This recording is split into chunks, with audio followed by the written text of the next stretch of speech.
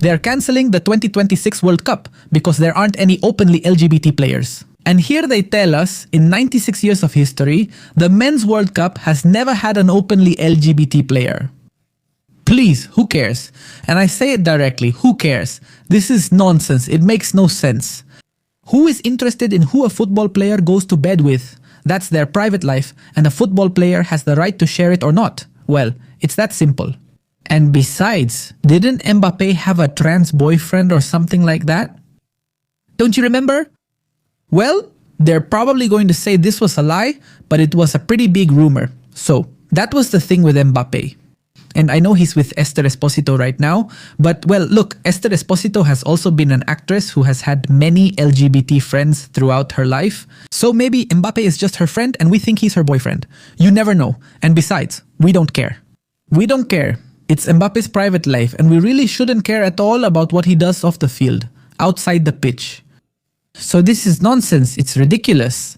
But also, there have been LGBT footballers who have played in the World Cup before. Yes, exactly. Let's see, here they only give us two names. Oliver Ruger, I honestly don't even know how to pronounce it, from France, who played in the 1906 World Cup. 1978 in Argentina. Yes, Argentina 78. In fact, Argentina won that World Cup. And Thomas Hilsberger, however you pronounce it, it doesn't matter. Germany 2006. I mean, just imagine, that guy played in the World Cup for Germany, and we're talking about a team that was one of the favorites to win that World Cup and was also the host nation. Because yes, this was at the 2006 Germany World Cup 20 years ago, the two players who are openly LGBT.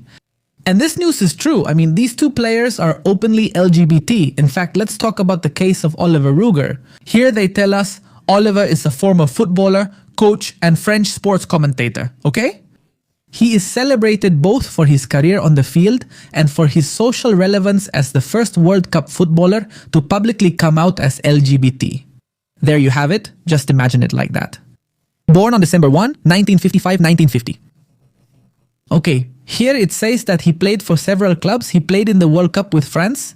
Back then, obviously, the French national team wasn't that big. However, he formed a legendary attacking duo together with his great friend Michel Platini. I mean, he played with Platini.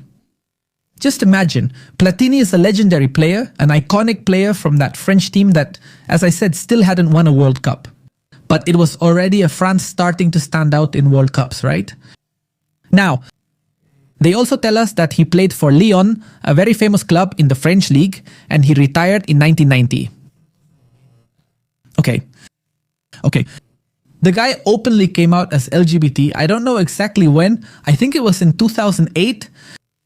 In 2008, after he had already retired from soccer, this guy made international headlines by going public about his sexuality in an interview for the newspaper L'Équipe. And honestly, I don't care. I mean, I don't care what his preferences are, it doesn't matter. It's more important to know which team he played for. It's more important to know that he played in the 1978 World Cup alongside Michel Platini. That's far more relevant than who he likes or is attracted to. We shouldn't care about that at all. The only thing that matters here, or that should matter to us, is his career as a soccer player, which was very good. I mean, that's all. He's a guy who had very important achievements in his career. Now, he's not the only one. There's also this guy here. Just look at him.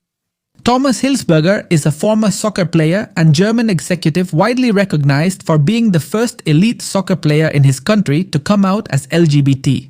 He was born in 1982 in Munich. Okay, this guy came up through the youth ranks of Bayern Munich. Before moving to English football, he played for Aston Villa and Stuttgart. Okay, just imagine. He went to the 2006 World Cup. He played 52 official matches between 2004 and 2010. He was part of the squad that finished third in the 2006 World Cup in Germany and were runners-up in Euro 2008. Guys, he played in Euro 2008, that iconic final they lost against Spain. Luis Aragonés' Spain. Before Luis Aragonés stepped down as national team coach and handed it over to Vicente del Bosque, who 2 years later would win the World Cup, the 2010 World Cup in South Africa. 2010, sorry. So, just imagine. It's incredible what we're seeing here. This guy played and was an important footballer in the German national team. They even tell us here that he played for Lazio, West Ham and Everton. I mean, the guy was in some pretty important clubs and he had a very good career that we can highlight as successful. And well, in 2014, he came out openly LGBT. Just imagine that. Incredible, guys, this guy. But anyway, they still tell us that there have never been LGBT players, according to them. Although, well, an argument they could make is that the players came out as LGBT after playing in the World Cup and not during or before the tournament. Which, look, I'm telling you, is nonsense. Mbappe could perfectly well count as someone who's bi. Perfectly. He could be counted. We don't know for sure and I don't really care, but he could count as someone who's bi. But anyway, here they're telling us that it never happened, as if this was something terrible. And what does it matter if a football player is LGBT or not? What does it matter? It doesn't really matter, but these people seem to be obsessed with making everything about them. In fact, this post has had more than 1.8 million views. It's gone super viral on social media. Many people are commenting. But look, not everything revolves around you, but it seems like you're obsessed with making everything, absolutely everything, have something to do with the LGBT community, to the point that this World Cup, if this World Cup is going to have a match that's called the Pride match between Egypt and Iran, two teams from countries where being LGBT is very, very harshly punished. In fact, if that's going to be the LGBT Pride match between Iran and Egypt, that's going to be brutal very soon. But anyway, the point is, look, these people are obsessed. They've put all this into movies. Look at this Disney movie, Strange World, which had an LGBT protagonist. They've put it into comics too. For example, Marvel announced the first LGBT Spider-Man in history. A Spider-Man who was not only LGBT, but also a fashion designer. Yeah, it couldn't be more stereotypical. But this is real, an LGBT Spider-Man. And I also remember very well that they introduced a Spider-Man who was a black, disabled LGBT woman. Something like that. I mean, it was unbelievable. It's just incredible. But that's what they did in these Spider-Man comics. Incredible, but true. And I also remind you that even in video games, look, there was a wave of criticism against El Rubius for disabling inclusive language in the game Marvel's Spider-Man 2. A game that had inclusive language and had a doctor who was called Doctor. And there was even a mission where I think it was about helping a guy win over his boyfriend. Incredible. I mean, it's like, oh, goodbye. What do you want me to say, guys? They're here and want to be involved in everything. It's that simple. And well, unfortunately for them, people obviously aren't agreeing with them.